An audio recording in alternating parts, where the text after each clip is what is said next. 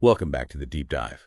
Today, we're jumping into something that The Economist recently said has really come of age. Open source research, right? OSINT. Exactly. It used to be kind of a niche thing, but now Yeah. it's everywhere, informing journalism, investigations, all sorts of fields. And the amazing part is how accessible it is now. Really, anyone with an internet connection, some time, and, a commitment to facts can get involved. That's our mission for you today, really. We want to give you concrete steps to actually start your journey as an open source researcher, how to learn, who to learn from, and how to practice these, honestly, vital new skills. Yeah, think of this as your shortcut. We'll break down how to get going, find your community, practice, basically give you actionable insights without it feeling totally overwhelming. Okay, so when The Economist says come of age, what does that really mean? Is it just about new gadgets and software, or is something bigger going on, like how we think about intelligence or even truth online? That's a great point. It's not just the tools, though they help. What's really changing, I think, is this democratization of gathering intelligence. Democratization, how so? Well, it's not just governments or huge organizations doing it anymore. A single person working from home, maybe, with just curiosity and a laptop, can uncover facts. Facts that can challenge official stories or powerful narratives. Wow. It fundamentally shifts things, right? Accountability, how we check information in this digital world, it's huge. So, okay, someone listening is maybe picturing themselves as a digital detective now, spy movie stuff. Uh-huh. Yeah, maybe. But you're saying the very first step is, well, it sounds like looking inward. A bit of self-assessment. Why start there? It might sound a bit weird, but yeah. The source material really suggests starting by just thinking about yourself. What skills do you already have? What are you actually interested in? Like what? Well, maybe you're already really into a certain conflict or a historical period, or maybe you just love puzzles. That kind of thinking is perfect for, say, geolocating images. Oh, okay, I can see that. Or perhaps you code, or you speak a few languages. Hugely useful. Or maybe you're just fascinated by military gear, planes, ships, that sort of thing. Ah, so finding your niche almost. Kind of. Identifying those interests gives you a starting point. It helps you find other people doing similar work, things you're naturally curious about. It anchors your learning. Now, what if you draw a blank? Like you're not sure what skills fit or what topics grab you. That's totally fine, seriously. It just means you've got more territory to explore. Start broad, see what catches your eye. The goal is just finding that initial spark. Okay, spark found. Or at least you're looking for it. What's next?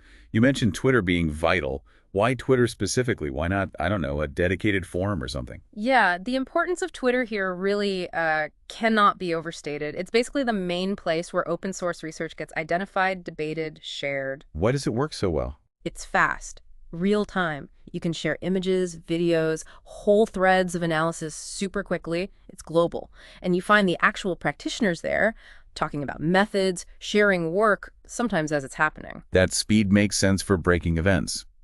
What about privacy, though? Some people might want to stay anonymous. That's absolutely okay. The OSINT community generally welcomes anonymous accounts, no stigma attached. You can easily set one up without any personal info. Good to know. And here's the thing. You don't even have to tweet. You can just use it to listen, observe, see what people are sharing. It's a fantastic listening post, even if you never post a thing. So you're on Twitter, you're lurking, learning. How do you actually find the right people to follow, beyond just luck? Well, you start broad. Follow the big names, the institutions like the New York Times Visual Investigations, Bellingcat, the Washington Post Visual Forensics team. They do amazing work. Yeah, the established players. But an even easier way, use Twitter lists. People have already done the curation for you. Malachi Brown at the Times has his OSI list, over 200 researchers on there. Wow, 200, that's a head start. Definitely. And there are others. Gisela Perez de Acha's OSINTers, Rowan Schaaf's OSINT, Bianca Britton's Open Source, Julia Bayer's OSINT Research Verify. Following those lists puts you right in the middle of the conversation. That's incredibly helpful, like a curated feed. And I guess over time, you'd start making your own lists. Exactly. You'll start noticing specialists, right? People who are experts on weapons or tracking ships and planes or amazing geolocators. Then you can build your own list focused on what you find most interesting. It really does sound collaborative. It is. It's not really a field for lone wolves, even if people work independently sometimes. Sharing is key. Now, as people explore this, they'll bump into different acronyms. OSI, OOSI, OSINT. Can get a bit confusing. Can we quickly clarify those? Yeah, good idea. They often get used interchangeably, but there are slight differences. OSI Online Open Source Investigations means using only online sources. Okay, strictly digital. Right. OSI Open Source Investigations is a bit broader. It can include offline open sources too, like public records you might have to physically access or maybe interviews. Gotcha. And OSINT. That's the big one, seems like. Yes. OSINT Open Source Intelligence is probably the oldest and most recognized term. Some independent researchers, might feel a little iffy about it because it sounds like spy agencies. Right, the intelligence part. Exactly. But it's still the term most people know and use. Honestly, the best advice, use all three terms when you're searching online for resources or communities. You'll just find more stuff that way. Okay, so Twitter is essential, a starting point. But maybe Twitter isn't someone's main thing or they want a different vibe. Where else are these communities hanging out? Great question. Beyond Twitter, Discord is huge. It's a messaging app. And lots of OSINT communities, they call them servers, have set up shop there. Discord servers, like old school chat rooms, but more modern. Pretty much, yeah. They're organized spaces for text chat, voice calls, sharing files. Really collaborative. Bellingcat has a big active Discord server. Anyone can join, ask questions, share tools, even team up on research. Sounds like a good place for direct help. Any other big Discord servers worth checking out? Oh, yeah. The OSINT Curious Project has one. Project OWL is another massive one. Thousands of members usually online. And for Spanish speakers, Brigada OSINT is fantastic. Lots of options there. The main point is this field thrives on collaboration. So don't be shy. Jump into these places. Network a bit. And if Discord isn't your thing either, other platform. Reddit's another major hub. Yeah. You've got subreddits like r Bellingcat, the main ROSINT one, which has like tens of thousands of members. Wow, okay. It's really active for Q&A. And then there's rtrace and Object. That one's really interesting. What's special about that one? It actually assists law enforcement, like Europol's #TraceAndObject campaign and the FBI's Child Alert program. People use their OSINT skills to help identify things from child abuse imagery, objects, location. That's incredibly impactful, using these skills for something so important. It really is. In fact, Bellingcat's Carlos Gonzalez, who we'll mention later, actually got his start doing that kind of work. It shows you can make a real difference, even while you're still learning. So you've found places to connect, you're following people, soaking up information. But like learning an instrument, just listening isn't enough, right? You have to actually play. Yeah. How do you start actively practicing OSINT? Exactly. You got to flex those muscles. A fantastic way to start is with the @Quiztime challenges on Twitter. Quiztime. Tell me more. It's an account that posts images daily, and the challenge is usually to geolocate them, figure out exactly where on Earth that photo was taken. Sometimes it's identifying an object or figuring out the date or time. Like digital detective puzzles. Totally. It makes you think like an investigator. Let's take that bridge example from the source material. You see a picture of a bridge. What kinds of visual clues would you even look for to figure out where it is or when it was built? Okay, so you'd start thinking broad, then narrow down. What kind of bridge is it? Arch. Suspension. That tells you something about engineering history, maybe popular styles in certain places. Architecture. Right. Then look around it. What's the landscape like? Mountains, rivers, what kind of trees or plants? That helps narrow down the region, the climate. Vegetation clues. Are there buildings nearby? What style are they? Any signs, writing? Even the road markings or cars can give clues about the country. You might try a reverse image search, see if it pops up. And if not? Then you dig deeper, maybe look for databases of bridges, historical architecture sites. You might use Google Maps or other satellite imagery, try to find matching features. It's the same process you'd use verifying, say, a video from a war zone. So directly builds practical skills. Yeah. That's cool. What about Geoguessr? That comes up a lot too. Oh yeah, Geoguessr is super popular in the OSINT community. Bellingcat streams it. OSINT Curious too. It's a game that drops you somewhere random in Google Street View. And you just guess where you are. Exactly. You look around for clues, road signs, language, landscape, architecture, even the side of the road cars drive on, and then you place a pin on a world map. Closer you are, the more points you get. That sounds addictive. It can be. And you can add rules like no moving from the spot you start in or no Googling allowed. Really makes you hone your observation skills. Okay, so practicing solo is great, but you mentioned collaboration earlier. How does that work for practice? Well, you could team up with people you meet on Twitter or Discord for those Quiztime challenges. Or organize a Geoguessr night. Get competitive. Fun. Are there more formal events? Definitely. Look into Tracelab's search party CTF. CTF, what's that? Capture the flag. It's a term from cybersecurity, but here it means a competitive event. Teams, usually 4 people, use OSINT skills to find information, often for real missing persons cases. Whoa, real cases. Yeah, it's intense, but an amazing way to learn fast, practice teamwork under pressure, and potentially do some real good. This sounds like a really generous community sharing knowledge. Are there places where all this wisdom is collected, like resource hubs? Absolutely. The community is big on sharing. There are newsletters like Sector 0D5's Week in OSINT that gives you weekly updates on tools, articles, techniques. Super useful. Okay, newsletters. What else? Bellingcat has a great guides and resources section on their site, lots on methodology, plus their digital investigation toolkit is constantly updated.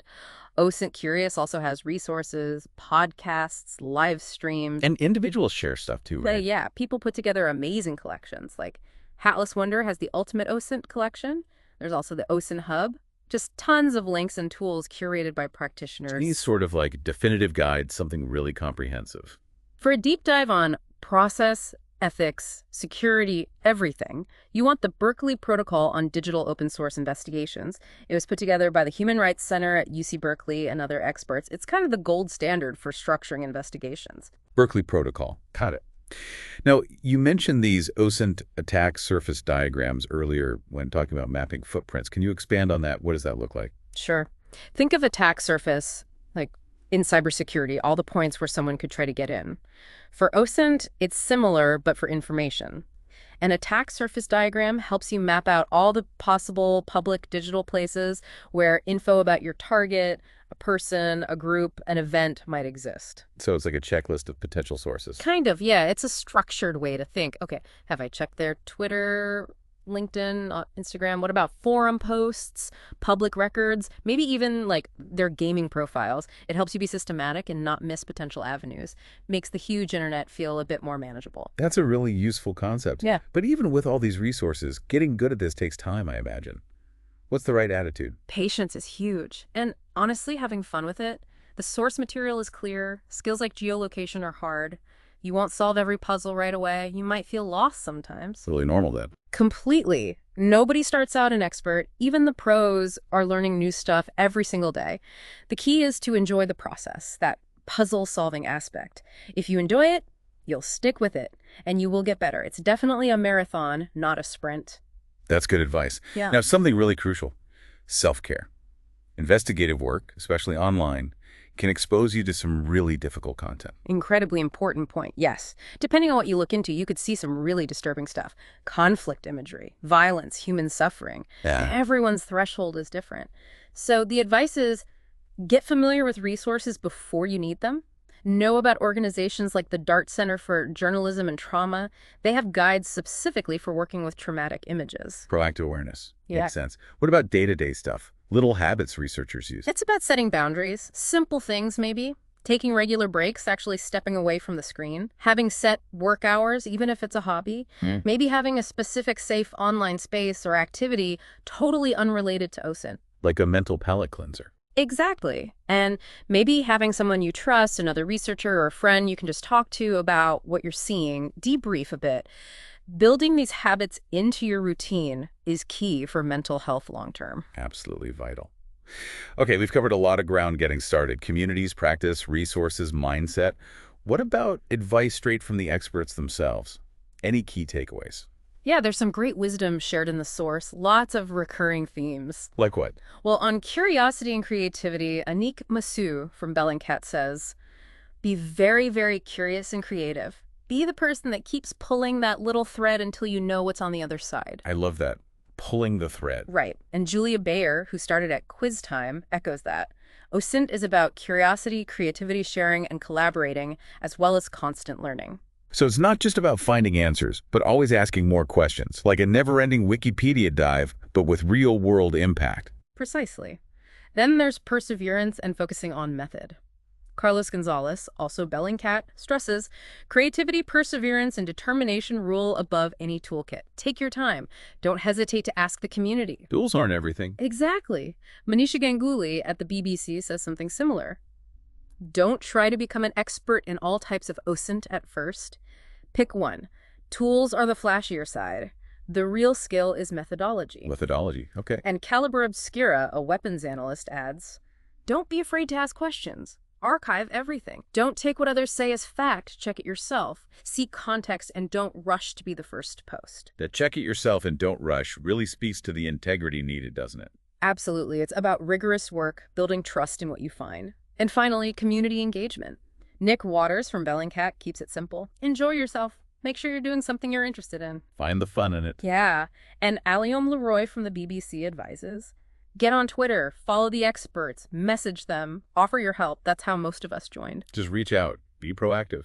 Pretty much. It sounds like a genuinely welcoming field if you show initiative and curiosity. So many great insights. And for people who really get into it, there are pathways like the Bellingcat volunteer platform you mentioned. Yes, that's a great goal to maybe aim for. It lets you formally contribute to their projects, register, pick up tasks, collaborate with others. Really embodies that collaborative spirit. So bringing it all together, these skills aren't just for one specific thing. They apply super broadly. Yeah. Those OSINT attack surface diagrams we talked about really show the range, right? Totally. They list examples showing just how diverse the applications are. It's not just social media. Like what kind of examples? Well, the source lists things like cryptocurrency, Discord, sure, but also dark web marketplaces, email analysis, images, digging into info about a person, phone numbers. Even Pokemon Go. Seriously. Yeah, apparently. Pokemon Go, Reddit, TikTok, Twitter, analyzing a username across platforms, websites, YouTube. It shows that pretty much any digital footprint can be a source. The key takeaway isn't just the list of platforms. It's that our digital lives create this massive, often public database. Every click, every post can leave a trail. That really drives home the scope. So wrapping up, what does this all mean for you listening right now? Well, we hope this deep dive has pulled back the curtain a bit, shown you that this world of open source research is accessible, it's powerful, and you can get involved. You've got a pathway now, steps to take, advice from people doing the work. So here's a final thought to leave you with. Think about some small question you have, maybe something unanswered in your daily life, or something about a topic you're passionate about, some detail that feels unverified. Given all these different attack surfaces, all these potential places to look online we just discussed, how could you start pulling on that little thread, using some of these OSINT ideas? Where might that first small step lead you? The possibilities really are endless.